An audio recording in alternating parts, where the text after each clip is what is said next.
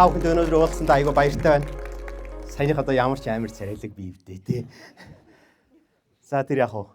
Би өөрийгөө айгүй хамгийн олон Монголдоо лав хамгийн олон радиогийн захирал хийж үзсэн хүн гэж боддог. Тийм би гэр бүл судлаач, тийм би сэтгэл зүйч. Гэхдээ нөгөө талаар мэрэгшиж ажилласан ажил маань радио байсан. Би амьдралдаа нийтдээ 16 жилийг 3 радиогийн захирал хийж өнгөрөөсөн. Гэр бүлийн радиогийн захирлаас ажил эхэлсэн. Тэгээд гэр бүлийн радиод ажиллаж байхад би харийн төслүүдийн нэвтрүүлэг хийдэгсэн. Харийн төслийг сонсдог байсан хүмүүс байвал гараар өрчихгүй. За тэгвэл эцэг эхийн хурал гэж байдаг байсныг санаж байгаа тий. За хүүхдийн хүмүүжлийн талаар ярьдаг. Өнөөдөр би домог үлгэр 7 санаа хуваалцах гэж байна. Эртний урдын цагт гэрлээ гэж нэг охин байжээ. Тэр охин энгийн айлд аавтайгаа, ээжтэйгээ, ах эгч хоёртойгоо амьдардаг байсан отхон хүүхэд. Тэгээд тэр охин багаасаа нэг зүйл хүсэж ийсэн нь маш гоё гэр бүлтэй болоод ромеод дурлаад тэгээд өөрийнхөө хүссэн баяр болгоноор цэцгийн баглаа аваад аз жаргалтай сайхан амьдрандаа гэж мөрөөддөг байжээ. Насанд хүрсэн өөрийнхөө зүгээс хийж чадах хамгийн сайн юмнуудаа мань хүн хийсэн. Мөрөөдсөн, сурсан, ажилласан. Тэгээд гомоо шийдвэр гаргахгүй тулд нэлээд хожуу гэр бүлтэй болсон. 28 настай. Залуу өөрт нь ухаангүй хайртай. Энэ хоёр аюу аз жаргалтай гэр бүлээ эхэлсэн. Эхний хүүхэд төрсөн. Хоёулаа үнэхээр цоо шин мэдрэмжийг авсан. Нөгөө талаар хоёулаа одоо яаж амьдрах вэ гэдгийг ярилцаж эхэлсэн. За энэ яриа бол бүр болзооноос эхэлсэн. Хотын гудмаар хамт алхдаг, кино үзчихэд хамт алхдаг байсан тэр өдрүүдээс эхэлсэн. Тэр цаг мөчөөс эхэлсэн. Хинээс ч дутхгүй сайхан амьдрнаа хоёлаа. Хүүхдтэй дандаа цаг гаргана. Хүүхдтэйгээ тоглодог байна. За тэгээд жирэмсэн болсон тэр өдрөөс эхлээд хоёлаа хүүхдтэй хамгийн сайныг хийж өгж эхэлсэн. Яг уу дундаж айл учраас хамгийн эхлээд гэр бүл болоод жижигхэн хорим хийсэн. Тэрэн дээр нэлээх мөнгө зарцуулсан. Гэхдээ яг уу хоримынхаа зардлыг бол олсон. Түрээсийн байранд амьдарч эхэлсэн. Тэгээд нөхөр нь би та хоёрыгаа юугаарч дутаахгүй гэж амласан. Тэгээ эхнэр нь юу гэсэн гэхээр зэрэг би чамайг хайраар дутаахгүй, би чамайг халамжаар дутаахгүй. Би артлыг чинь бүрэн дай миний хайр гараад алаад өг гэсэн.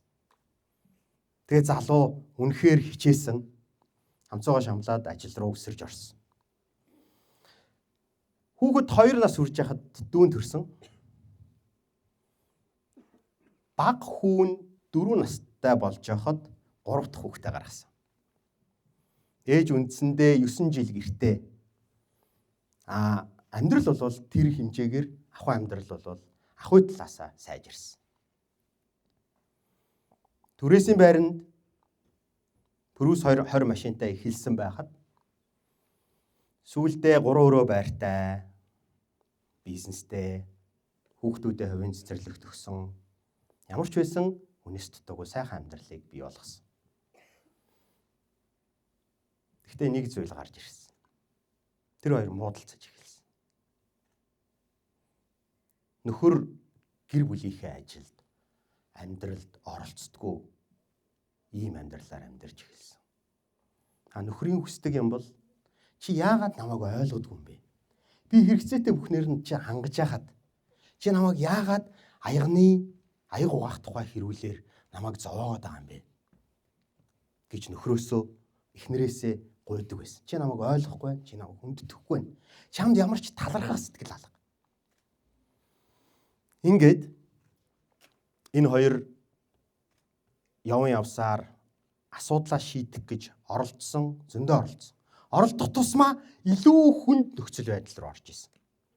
Муудалцсан. Тэгээ эцэстээ энэ хоёр юу гэж шийдсэн бэ гэхээр зэрэг хоёлаа ингэж бие бинийгээ зовоож ахаар сайн эцэг их байгаад эцэг эхийнхээ үргийг гүйцэтгээд хоёлаа салъя гэсэн. Хүүхдүүд нь эхнээсээ сургуульд орсон. Тэгтээ та бидний л хүүхдүүдийн адил утас, таблет, утсанд донтсон чихэр нэгчээж иддэг, чипс идэж болохгүй гэдгийг мэддэг, гэхдээ иддэг. Ийм. Баг хүүхэд ах нар нь тоглоомын булаахлаар очиод хурууг нь хааздаг. Ийм нөхөр. Өнөөдөр би 4 хүүхдээ аав. Би нэг зүйлийг хэлье. Би сайн аав биш. Би муу аав. Энд муу аавууд байвал гараа өргөөч надтай ажиллах. Энд муу ээжүүд байвал гараа өргөөч. Хүүхд рүүгээ орилдог. Би мангас, би хүчирхийлэгч ээж гэж хэлээд уйлдаг тийм ээжүүд байвал гараа өрг. Би харъя. Бахархалтайгаар ойлгохтойхон. Аха. За, энэ л өнөөдрийн Монголын домог үлгэр болоод байгаамаа. Тэгээ би нэг юм ихлээд асуумаар байгаа. Үнэхээр хүүхдүүд болохгүй байгаа мó? Үнэхээр хүүхдүүд л болохгүй байгаа мó? Бусдууд нь зүгээр юм уу? Бид нэр тэгэхээр төр зур зогсчод хүүхдүүдээ зөвхөн яриха болоод пауз аваад тэгээд бидний өөрсдөөс асууж байгаа энэ асуулт зөв юм уу гэж өөрсдөөсөө эхлээд асуумаар байна. Энэ асуулт байна те. Бид өөрсдөө зөв асуултаа асууж гэнэ үү? Яагаад гэвэл гэрлээ энэчнээс эхэлсэн шүү дээ. Мөрөөдөөл, ажиллаал, сураал, болзоол, залуучуудтай танилцаал. Гэхдээ айгүй нямбаа байсан, чамбаа байсан. Тэгээ сайн сонгосон нөхрөө. Арга ирийн сайн эзэгтэй байсан. Тэгээ одоо хүүхэд мөхтэй асуудал энд байгаа шүү дээ. Нөгөө хуруу хацдаг нөхөр энд байгаа. Нөгөө анхаарал сарнилтай нөхөр энд байгаа. Нөгөө ороод хаалга хаадаг, савдаг, хаалга хамрынхын өмнө савдаг нөхөр тэнд байгаа байхгүй. Тэгэхээр бид нар энэ дэх асуудлыг яагаад энэ чинь асуудал үүсч юу гэж ярих нь асуух нь зөв юм уу? Эсвэл ийшээгээ ер нь энэ аялал донд асуудал байна уугүй юу гэдгийг бид нар харах гэж оролдох нь зөв юм уу? Тийм үү? За эхний point энэ.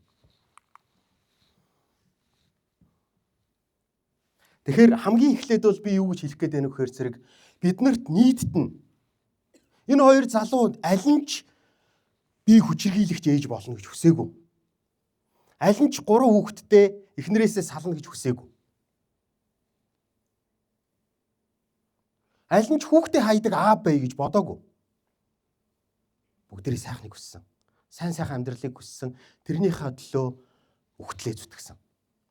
Нэг нь гадаа зүтгэсэн, нэг нь дотор зүтгэсэн. За тэгэхээр хэдүүлээ миний эхний хэлэх санаа бол энэ гадаа доторхыг хувааж авдаг байдлаа зогсооё гэж хэлмээр байна. Хамт л зүгээр амьдрий. Хамт л амьдрий. Хүүхэд хийхдээ хамт хийсэн юм бол хүүхдээ өсгөхдөө бас хамт өсгий. Болж гэнэ үү? Мөнгөө бас хаваа. Нэг амар их юм битгий нэх. Өлсөд өгчихгүй ба. Өнөөдөр жилд 15,600 орчим гэр бүл гэрэлтэй батлуулаад жилд 4,500-аас 4,800 орчим гэр бүл гэрэлтэй цуцлуулж байгаа. Гэхдээ гайгүй юм шүү дээ 3-1 нь. Нөө энэ гайгүй тоо биш байхгүй юу? Яагаад гайгүй биш вэ гэдгийг хэлье. Гэрэлтэй батлуулж байгаа хүмүүс гэр бүлийн тоо дэлхийн жишгээр. Гэрэлтэй батлуулж байгаа тоо нь юу яадгийг хамтарч амьдарч байгаа хүмүүсүүдийнхаа тооноос 4 дахин бага байдаг. Монголд ч энэ тоо нэг хол зөрөхгүй. Тэр хамтарч амьдарч байгаа хүмүүсүүдийн салалт нь гэр бүлээ батлуулж амьдарч байгаад салж байгаа хүмүүсүүдийн тооноос мөн 4 дахин бага байдаг байхгүй юу? Тэгэхээр энэ чинээс бид нар юу харж байна? Бараг 80% салтаар дуусч байна. Эрт ороо эзэн цаг. Зарим нь эхний жилдээ, зарим нь эхний 3 жилдээ, зарим нь 10 жил, 15 жилийн дараа. Тэгээ энэний цаана маш их хохирол бий болж байгаа. Тэгэхээр нэн төрөнд хідүүлээ ерөөсө гэр бүл гэдгийг томьёолж харж байгаа тэр ойлголтоо арай засаад өөрөөр хараад үзье. Өөрөөр хараад үзье. Баялаг гэж бодож байгаа, аз жаргал гэж бодож байгаа. Эрэгтэй хүний үүрэг гэж бодож байгаа. Эмэгтэй хүний үүрэг гээд одоо хэвшмэл ойлголтоо хэдүүлээ нэг харж үзье гэсэн ихний санаа. Би дараагийн санаануудыг арай хурдан явъя. Хоёр дахь нь маргаан хүчирхийлэл саллтын 3 том шалтгаан. За ерөөсөө хүмүүс бол ялангуяа сэтгүүлчид сайтынх нь надаас юу хүсдэг вэ гэхээр зэрэг амар их тав хүмүүс салаад байна те. Юунаас олж салж яах гээд би тэр салтыг шууд хийх болчиход байгаа байхгүй. За тэгэхээр 3-ыг би тэгвэл 3-ыг нь хийлье. Энэ 3 харилцаа гэдгийг гуруулаа. Хамгийн ихнийх нь таах уу? Буудаад үзэх үү? Буудал та гоё зэрэгтэй. Хатам. За. Чи алуулсан. За. Хамгийн ихнийх нь шүү дээ. Хосуудын харилцаа гэдэг. Хосуудын харилцаа. Хоёр дахь нь юу гэж бодож байна? Санхүүгийн харилцаа. Санхүүгийн харилцаа. Гурав дахь нь энэ зөвхөн гэр бүл одоо залуу гэр бүлүүдийн биш шүү дээ. Цаашаа явах тусмаа санхүүгийн харилцаа нь улам зузаардаг байхгүй юу? За, 3 дахь харилцаа бол хүүхэд хүмүүжлийн харилцаа гэдэг.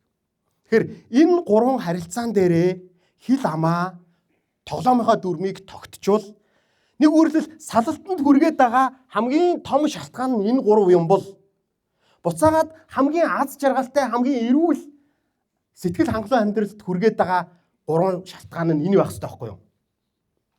Та нар намайг дандаа хүний зовлон сонсож суудаг гэж бодож байна уу? Үгүй. Би зовлон сонсох үедээ зовлон сонсно. Зовлон над дээр одоо юу гэдгийг би хайгаагүй хахад ирдэг. Харин би хайж хин дээр очдөг вэ гэхээр зэрэг аз жаргалтай сайхан амьдарч байгаа хүмүүсүүд дээр очдөг. Би юу ч мэдэхгүй амьтан болж очдөг. Сонсдог. Дуугаа сонсоол байдаг. Магадгүй ярианых нь 90%-ийг хаяна. Гэтэ 10% над дүлддэг. Тэр сайхан аз жаргалтай гэдэг юм. Би ихтэй хизээч аз жаргалтай гэр бүл болооч гэж би нэг ч хүнийг гоохгүй, хүсэхгүй. Яагаад гэвэл зэрэг тэр өөрсдийнх нь сонголтын асуудал. Харин миний туйлын хүсдэг нэг зүйл бол манай байгууллага, харийн дархлаа байгууллагын хүсдэг зүйл бол би эрүүл гэр бүлүүдийг л байгуулмаар байна. Эрүүл гэр бүлийг бий болгоход нь би тусламаар байна. Тэрэнд нь оролцмоор байна. Эрүүл хүнэлцтэй лагаа иднүү лонгоо иднүү тэгээ дараагийн асуудал тий. Зөв. За. Тэгэхээр энэ эрүүл харилцаан дээр тэгвэл салаад байгаа нь энэ 3 шалтгаан байгаа юм байна. Үнэхээр ивэ болоод сайхан амьдраад байгаа. Бие бинийгээ ойлгоод байгаа нь энэ 3 харилцаан дээрээ ойлголцож байгаа байхгүй.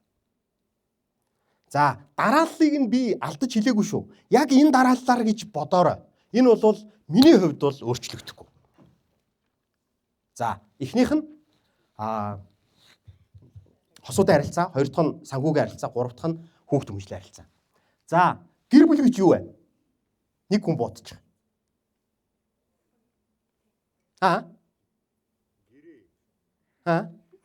Гэр бүл гэрээ мөн ч дээ. Ер нь бол одоо гэрээ хийгээд амьдэрсэн хамаагүй дээр байгаа. Нэрэ. Би эхлээд тэрийг сонсоод дискаст дотор гутчихсэн тий. 15 жилийн өмнө. Одоо бол би гэр бүл энэ нэг тийм юу яах гэж салах гээд байгаа даа биш. Муу ярлах гээд байгаа даа биш. Ер нь зүгээр хариуцлагатай насанд хүрсэн хүмүүс гэдэг эхлэл. За, гэр бүл гэж юу вэ гэдэг дээр би тэгвэл хэлье. Таны нөхөр, таны эхнэр. Энэ бол таны гэр бүл. Манайхан ингэж хэлэх гээд байгаа. Үр хүүхэд, хань ижил үр хүүхэд, аав ээж маань миний гэр бүл. No. Үгүй. Энэ дээр хитүүлээ зогсон, энэ дээр ойлголтоо өөрчлөе гэж би хэлмээр байна. Таны аав ээж таны гэр бүл биш. Тэр хоёр чинь гэр бүл тусдаа. Ганцаараа байсан ч гэсэн. Энэ хүүхдүүд нэг хөрх ааваа маа найрах гээд байгаа байхгүй юу? Худлаа. Эднэр чинь айгүй гой ашиглаад Навчаамч тэгсэн үү? Танаа хоёр тэ тэгсэн үү? Үгүй юм уу? Ер нь хүүхдүүд хаяад явна заяа. Тэгэхээр чиний хамт үлдэх цор ганц хүн чинь л нөгөө нэг болохгүй хамтан чинь эртээ. Тэгэхээр гэр бүл гэдэг ойлголтоо хэдүүлээ нэг тийш нь гаргачихъя. Үр хүүхэд бол гэр бүлийн юу ах нь вэ? Гэр бүлийн гай биш ээ. Гэр бүлийн зүгээр гишүүн л байхгүй юу? Шууд гэр бүл чинь нөхөр ихнэр гэсэн чинь хүүхэд бол гай юм байна гэдэг. Нөө хүүхэд гай биш. Хүүхэд бол гэр бүлийн зүгээр гишүүн байхгүй юу? Family member. Ихнэр чинь нөхөр чинь таны гэр бүлийн жинхэнэ гишүүн. Цаашаага. За өнөөдөр ирчүүдийг айгүйх балбаж байгаа. Хөлдөө төмсөлгөн ястай Монгол ирчүүд шиг муу юмнууд байхгүй л гин. Яагаад гэхээр зэрэг ирчүүдээс юу хүсэх вэ гэдг нь тодорхой байгаа байхгүй юу? Энийг хүсэж байгаа тий? Мөн үү? Энэ гэрлийг унтраачихдаг үү тэр гэрлийг? Тэр гэрлийг унтраачихдаг үү? Эсвэл энэ юм уу? Энэ юм бэ? Энэ юм уу? Наата унтраач. Намайг нэг хүмүүс харах хэрэггүй бах уу? За, хангах. Хамгаалах. Заах, залруулах.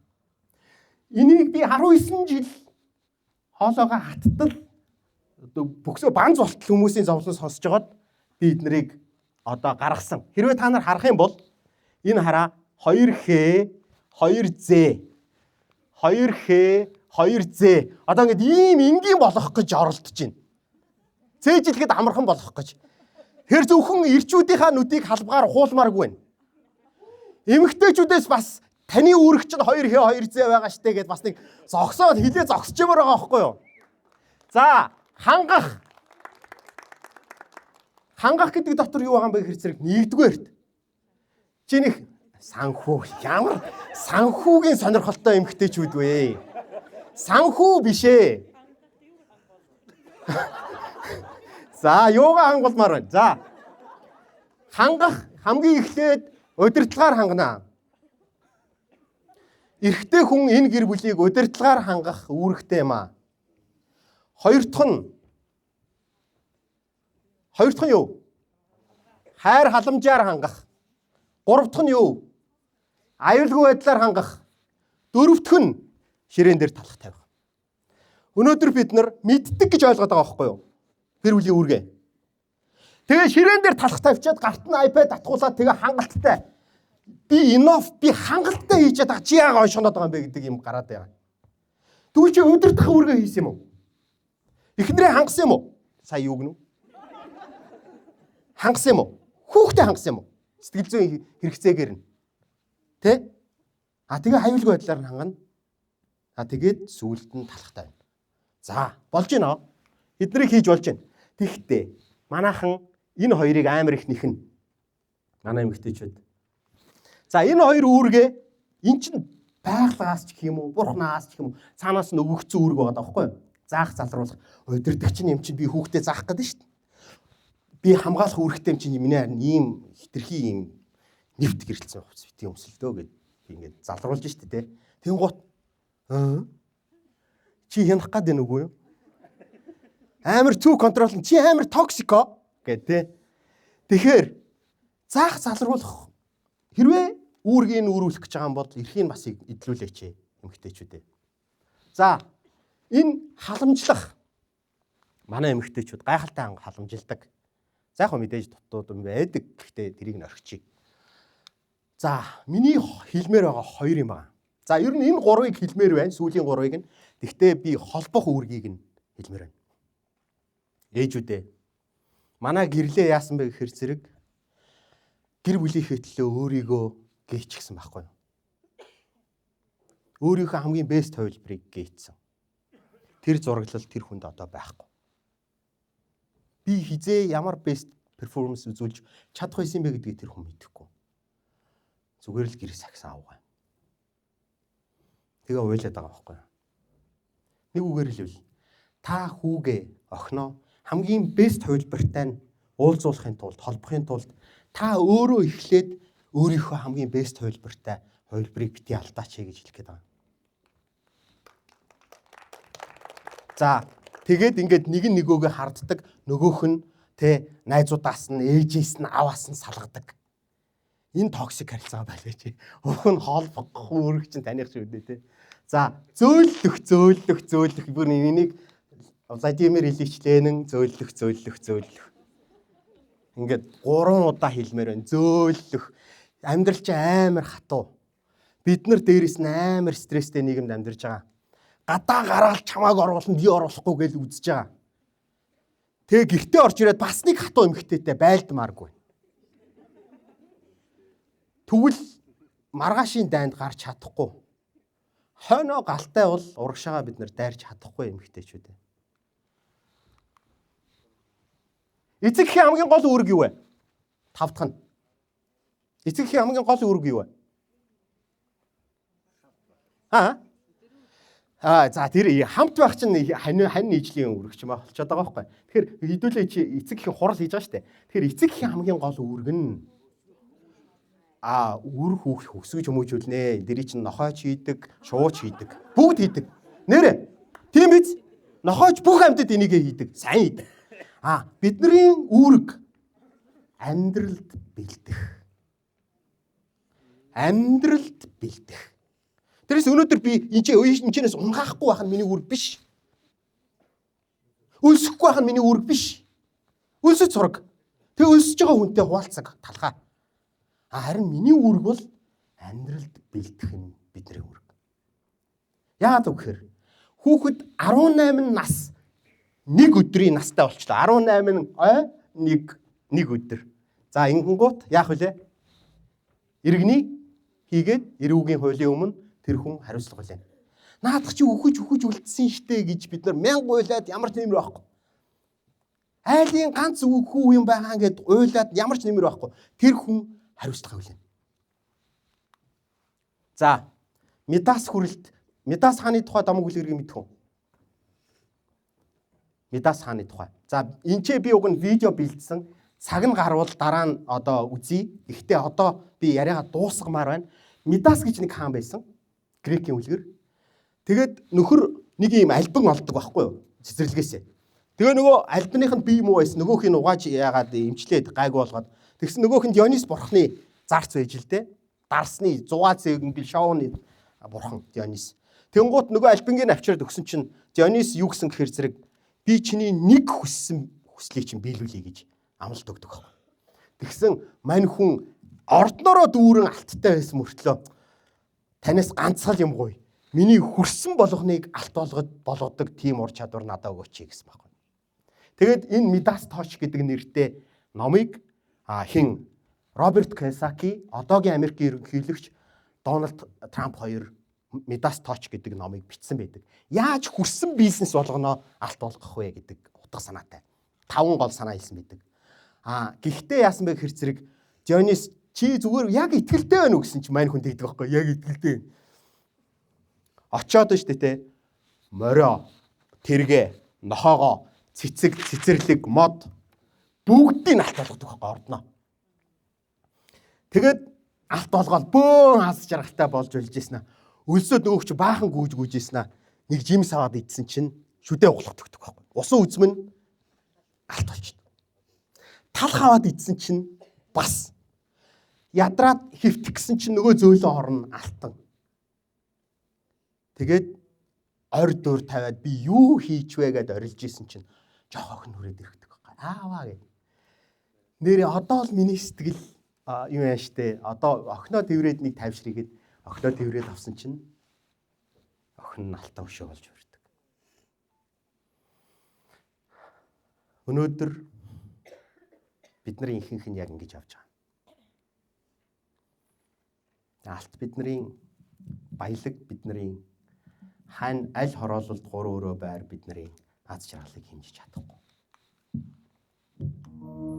За энийг дараа нь хамгийн сүүлийнх нь 45 15 45 энэ тоог юу гэдгийг хэлж өгөх юм бэ? Спортын хэлэх ёстой шүү дээ.